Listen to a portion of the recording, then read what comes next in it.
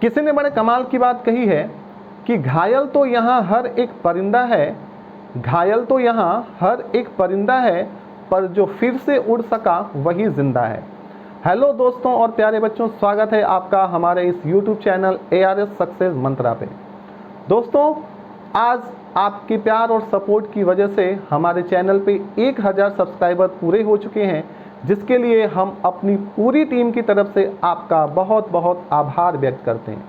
दोस्तों, इतने कम समय में ऐसा करना आसान नहीं था, लेकिन आपके प्यार और सपोर्ट की वजह से ये आसान हो गया है। तो आप ऐसे ही हमें सपोर्ट करते रहें और हम अपना बेहतर से बेहतर प्रयास करते रहेंगे। तो चलिए हम शुरू करते हैं आज की क्लास। पिछली क्लास में हमने पार्ट्स ऑफ स्पीच के नाउन टॉपिक की बात की थी कि नाउन क्या होते हैं और नाउन के कितने टाइप्स होते हैं।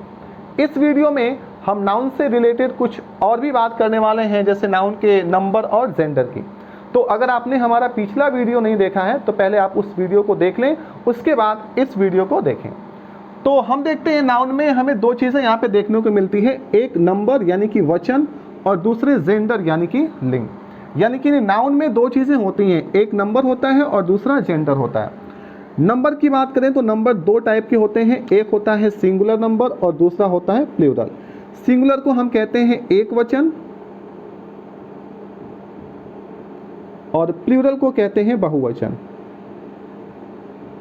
ठीक है। और जेंडर की बात करें तो जेंडर में हमें पढ़ना है masculine gender, feminine gender, common gender और न्यूट्रल जेंडर। तो ये सभी चीज़ों के बारे में हम आज बात करने वाले हैं, इन्हीं सभी चीज़ों को आज पढ़ेंगे। तो आप बने रहिए हमारे साथ और हम शुरू करते हैं। सबसे पहला टॉपिक नंबर। ठीक है, तो आइए हम नंबर की बात करते हैं।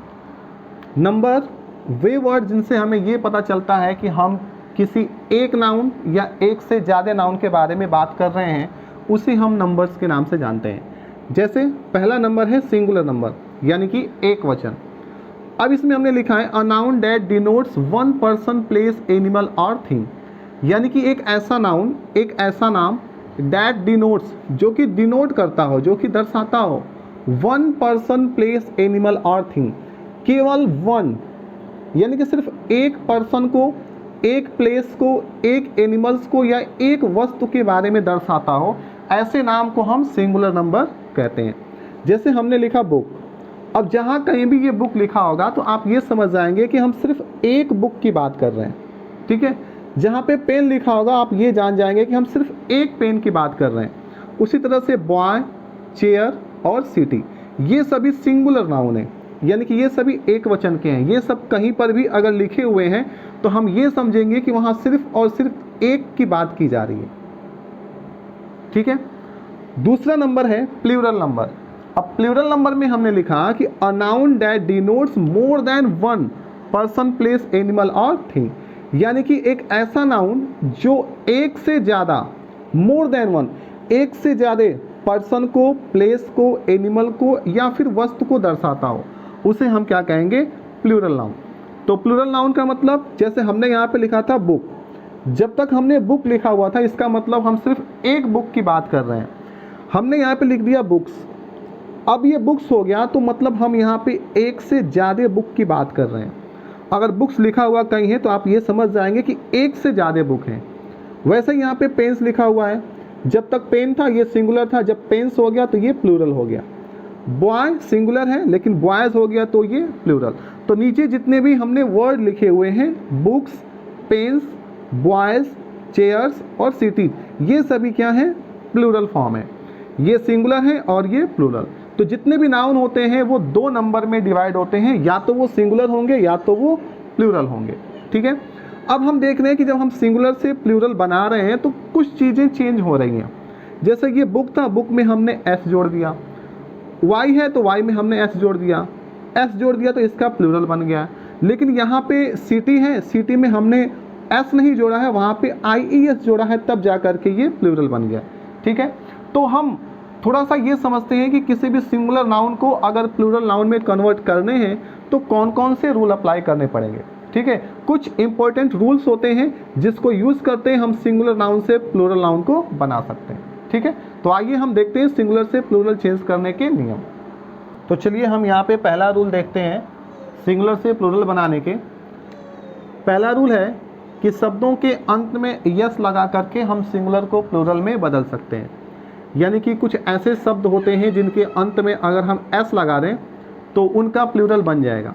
जैसे यहाँ पे लिखा हुआ है पेन, पेन में हमने यस लगा दिया तो ये हो गया पेन्स, ये इसका प्लूरल फॉर्म है। चेयर में हमने यस लगा दिया, ये हो गया चेयर्स, ये इसका प्लूरल फॉर्म है। वैसे ही हमने देखा यहाँ पे टेबल है, टेबल में यस लगा दिया, ई में यस लगा दिया टेबल्स, कार आर में यस लगा दिया कार्स। तो ऐसे कुछ शब्द होते हैं जिनमें हम एस लगा करके उन शब्दों का प्लूरल बना सकते हैं। दूसरा रूल है कि यदि कोई शब्द ओ पर, एक्स पे, एस पे, एच पे या जेड पर समाप्त होते हैं तो उनके अंत में हम एस की जगह पे ई एस लगाते हैं। यानी कि यहाँ पे तो हमने देखा कि जितने भी शब्द होते हैं उन शब्दों में अगर हम यस लगा दें तो उनका प्लूरल फॉर्म बन जाएगा। लेकिन अगर कोई शब्द ऐसा है जो इसमें से किसी एक लेटर पे समाप्त हो रहा है, या तो ओ पे समाप्त हो रहा है, एक्स पे, एस पे, एच पे या फिर जेड पे, तो उनमें हम लास्ट में ई एस लगाकर उनका प्लूरल बनाते हैं। जैसे हमने यहाँ पे देखा मैंगो, मैंगो के लास्ट में क्या है? ओ। ये लास्ट में ओ है तो अब यहाँ पे हम सिर्फ एस लगा करके इसका प्लूरल नहीं बना सकते, इसमें हमें ई एस लगाना पड़ेगा। तो ये हो गया मैंगोज। यहाँ पे है बॉक्स, तो बॉक्स में हम ई एस लगाएंगे क्योंकि ये एस आ गया है, ठीक है। तो एक्स अगर आ गया तो हम वहाँ पे ई एस लगा देंगे। बैच, लास्ट में एच आया हुआ है तो अगर एच है तो उसके लास्ट में हमको क्या लगाना है? E S. क्लास तो क्लासेस, बेंच तो बेंचेस, पोटैटो तो पोटैटोज, ठीक है। अब इस रूल के कुछ एक्सेप्शन भी हैं, कुछ अपवाद भी हैं। यानी कि हमने तो ये सीखा कि अगर लास्ट में ओ है तो हम उसमें ई एस लगा देते हैं, लेकिन कुछ वर्ड ऐसे भी होते हैं जिनके लास्ट में ओ होता है लेकिन उसमें ई एस नहीं बल्कि यस लगता है। तो इन वर्ड को आपको याद रखना होगा। जैसे एक वर्ड है फोटो, आप इस वाले रूल को अगर पढ़ेंगे तो इसमें लिखा है कि अगर लास्ट में ओ है तो आप ई एस लगाइए, तो यहाँ पे ओ है आप इसमें ई एस लगा देंगे। लेकिन ये रूल थोड़ा सा एक्सेप्शन में आता है जिसे आपको याद रखना पड़ेगा कि अगर फ़ोटो है तो फ़ोटो का हमें प्लूरल बनाते वक्त उसमें सिर्फ एस लगाना होगा, ई एस नहीं लगाएंगे। पियानो है तो पियानो में भी लास्ट में क्या लगाएंगे? एस। रेशियो है तो रेशियो के लास्ट में एस लगा करके उसका प्लूरल बना देंगे। ज़ीरो है तो ज़ीरो के लास्ट में एस लगा करके उसका प्लूरल बना देंगे, ठीक है। यानी कि ये वर्ड अगर आ रहे हैं तो इनके साथ हम ई एस नहीं, इनकी जगह पे हम सिर्फ एस का ही यूज़ करके इनका प्लूरल बना सकते हैं, ठीक है। तो आइए अगले रूल की तरफ बढ़ते हैं। तो आइए तीसरे नियम पे आते हैं। तीसरा नियम है कि यदि कोई शब्द वाई पे समाप्त होता हो तथा उसके तुरंत पहले कोई कॉन्सोनेंट हो, यानी कोई शब्द जो है वो वाई पे ख़त्म होता हो और इसके पहले कोई कॉन्सोनेंट हो। कॉन्सोनेंट का मतलब ए, ई, आई, ओ, यू, इनके अलावा बाकी कोई भी लेटर्स हैं तो वो क्या होते हैं? कॉन्सोनेंट।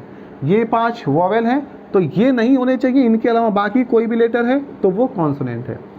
तो लास्ट में वाई हो और उसके पहले कोई कॉन्सोनेंट हो तो इसके लिए हम क्या करते हैं? वाई को रिप्लेस कर देते हैं किसमें? आई, ई, एस में। तो जैसे हमने देखा यहाँ पे सिटी लिखा हुआ था, लास्ट में वाई है तो वाई को हटा करके यहाँ पे हम क्या कर देंगे? आई, ई, एस। तो ये क्या हो जाएगा? सिटीज़। वैसे यहाँ पे लिखा हुआ है लेडी, तो लेडी के लास्ट में वाई को हटा करके हम क्या कर देंगे? आई, ई, एस। फैमिली, वाई है, वाई के पहले कॉन्सोनेंट है तो वाई को हटा करके आई, ई, एस, ये कर देंगे फैमिलीज। लेकिन इसी रूल में अगर ऐसा हो जाए कि वाई के पहले कॉन्सोनेंट ना हो करके कोई वॉवेल आ जाए, जैसे इस वाले रूल में है कि वाई के पहले कोई कॉन्सोनेंट आए, तो फिर हम ये काम करेंगे। अगर उस वाई के पहले कोई एक वॉवेल आए, जैसे कि यहाँ पे हमने लिखा है बॉय, अब यहाँ पे वाई के पहले ओ, ये वॉवेल आ गया है, तो अब यहाँ पे हम क्या करते हैं? सिंपल जो हमने सबसे पहला रूल पढ़ा था कि सिर्फ उसमें एस लगा देना है। तो अगर वाई के पहले कॉन्सोनेंट है तो वाई को हटा करके आई, ई, एस लिखेंगे, और अगर वाई के पहले वॉवेल है तो हम उसमें सिर्फ एस लगा करके उसका प्लूरल बना देंगे। तो वाई में हमने यस लगा दिया, ये क्या हो गया? बॉयज़। ट्वाई, इसके वाई में हमने यस लगा दिया, क्या हो गया? ट्वाइस। और डे है तो डे में हमने यस लगा दिया, ये हो गया डेज, ठीक है। तो सिंपली आप ये समझेंगे कि अगर वाई के पहले कोई कॉन्सोनेंट है तो वाई को रिप्लेस कर देंगे किसमें? आई, ई, एस में, और अगर वाई के पहले कोई वॉवेल है तो उसमें सिर्फ यस लगा करके हम उसका प्लूरल बना देंगे, ठीक है। तो चलिए अब अगले नियम की तरफ चलते हैं। आइए अगला रूल देखते हैं। यहाँ पे हमने लिखा है कि यदि कोई शब्द F या FE पर समाप्त हो, यानी कोई शब्द लिखा हुआ है, उस शब्द का अंत अगर F पे या FE पे होता है तो F या FE को VES में बदल देते हैं। यानी कि कोई शब्द है, उस शब्द का अंत अगर F पे हो रहा है तो इस F की जगह पे हम VES लगा देंगे। जैसे ये लीफ है तो लीफ का प्लूरल बनाना है तो हम यहाँ पे लिख देंगे लीव्स। थीफ है तो थीफ का प्लूरल बनाना है तो यहाँ पे लिख देंगे थीव्स। नाइफ है तो यहाँ पे हो जाएगा नाइफ्स।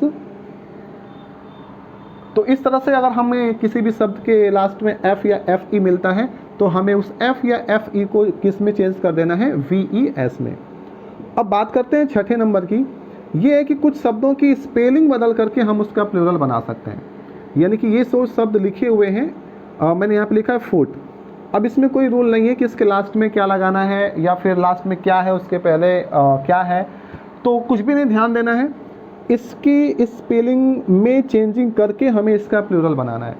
जैसे फुट है तो फुट में ये जो डबल ओ है, इस डबल ओ को हम डबल ई में चेंज कर देंगे तो ये इसका प्लूरल बन जाएगा। ये फुट इसका सिंगुलर है और ये प्लूरल है। उसी तरह से तूत, ये सिंगुलर है और इसका प्लूरल बना देंगे तो ये हो जाएगा तीत। आगे बढ़ते हैं। यहाँ पे हमने मैन लिखा हुआ है, मैन का प्लूरल बनाना है तो ये मेन हो जाएगा। वुमेन, वुमेन का बनाएंगे तो वीमेन हो जाएगा। Ox, oxen, child, children. तो इस तरह से किसी भी वर्ड्स की स्पेलिंग को चेंज करके भी हम उसका प्लूरल फॉर्म बना सकते हैं। ठीक है, तो इस तरह से हमने कुछ सिंगुलर को प्लूरल में बनाने के नियम देखे जो कि बहुत ज़रूरी हैं। ठीक है, नंबर्स के बारे में आप जान गए होंगे कि सिंगुलर नंबर से प्लूरल नंबर में कन्वर्ट कैसे किया जाता है। ठीक है, तो अब हम जेंडर को पढ़ते हैं कि जेंडर क्या होते हैं और कितने टाइप के होते हैं। आइए हम जेंडर की बात करते हैं। जेंडर में हमने चारों जेंडर यहाँ पे लिखे हुए हैं। पहला जेंडर है मैस्कुलिन जेंडर। ठीक है, इसमें हमने लिखा है कि a noun that refers a male person और एनिमल। एक ऐसा नाउन जो कि किसी मेल, किसी पुरुष जाति का बोध कराता हो, वो या तो कोई पर्सन का हो या तो किसी एनिमल का हो, उसे हम कौन सा जेंडर कहते हैं, मैस्कुलिन जेंडर। जैसे हमने यहाँ पे लिखा है बॉय। बॉय अगर कहीं लिखा हुआ है तो यहाँ से हमें उसके मेल होने का पता चलता है, यानी कि ये कौन से जेंडर में आ जाएगा, मैस्कुलिन जेंडर में। एक्टर, एक्टर नाम अगर लिया जाए तो इससे तुरंत पता चल जाएगा किसी मेल एक्टर की बात हो रही है। वैसे ही लॉयन, तो किसी पर्सन या किसी एनिमल के अगर मेल होने का पता जिससे हमें चलता है वो किस जेंडर में आ जाता है, मैस्कुलिन जेंडर में। दूसरे नंबर पे हमने लिखा है फेमिनिन जेंडर। इसमें है कि a noun that refers a female person और एनिमल। एक ऐसा नाउन, एक ऐसा नाम जो कि हमें एक फीमेल यानी कि स्त्री जाति का बोध कराता है, वो क्या होता है, फीमेलिन जेंडर। जैसे हमने यहाँ पे लिख दिया गर्ल।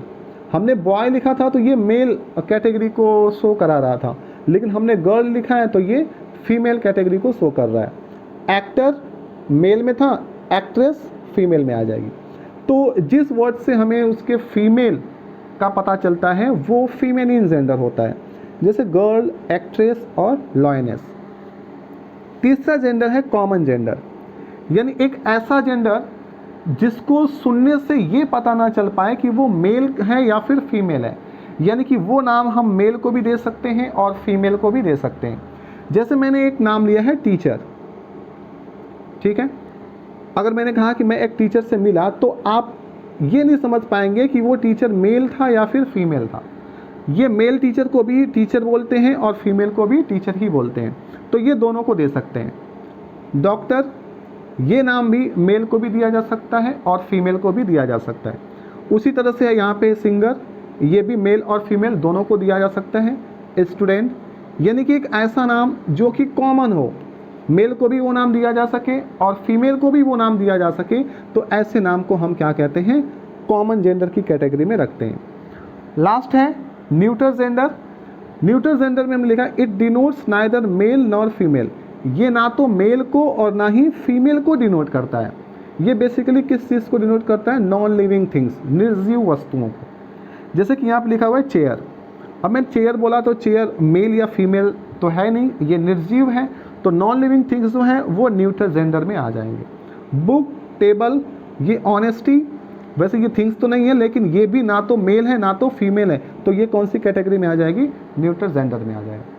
तो इस तरह से आपको बस इतना ही याद रखना है कि अगर कोई नाम मेल को शो कर रहा है तो मेल के लिए हम मैस्कुलिन जेंडर, फीमेल को शो कर रहा है तो फीमेलिन जेंडर, और मेल फीमेल दोनों को शो कर रहा है तो कॉमन जेंडर, और अगर ना तो मेल ना तो फीमेल को शो कर रहा है तो न्यूट्रल जेंडर। ठीक है, तो इस तरह से नाउन के 2 टॉपिक, नंबर और जेंडर की बात हमने कर ली है आज की क्लास में। ठीक है, तो इस तरह से हमने नाउन के सभी टॉपिक को ख़त्म कर लिए हैं। पिछला वीडियो और ये वीडियो दोनों देख करके आप नाउन के सभी टॉपिक को अच्छे से समझ सकते हैं। तो नाउन का टॉपिक ख़त्म हुआ, अब हम अगले वीडियो में प्रोनाउन पढ़ेंगे कि प्रोनाउन क्या होते हैं। तो अगर ये वीडियो आपको अच्छा लगा हो तो लाइक, शेयर और कमेंट करें। आज के लिए इतना ही, धन्यवाद।